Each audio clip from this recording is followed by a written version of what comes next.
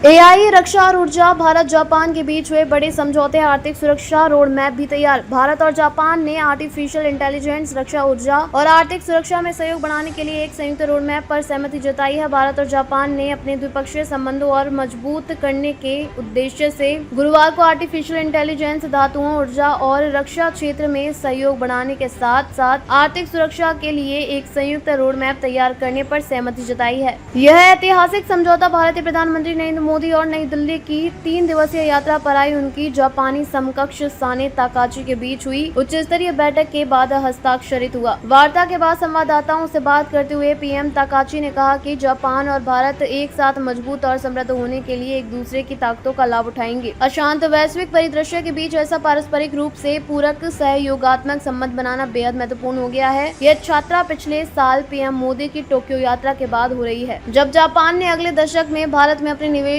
को दोगुना से अधिक कर $61 बिलियन से अधिक करने का संकल्प लिया था, जो दोनों देशों के बीच गहरे होते आर्थिक संबंधों को दर्शाता है। भारतीय सरकारी आंकड़ों के अनुसार वित्तीय वर्ष 2025-2026 में दोनों देशों के बीच द्विपक्षीय व्यापार $27.5 बिलियन तक पहुंच गया, जबकि अप्रैल से दिसंबर 2025 के बीच भारत में जापानी निवेश $3.2 बिलियन रहा। प्रधानमंत्री साने ताकाइची की इस पहली आधिकारिक नई दिल्ली यात्रा के दौरान 16वें भारत जापान वार्षिक शिखर सम्मेलन के समानांतर जापानी कंपनियां करीब 120 सहयोग समझौतों के माध्यम से भारत में लगभग $12.5 बिलियन के निवेश की घोषणा करने के लिए तैयार है।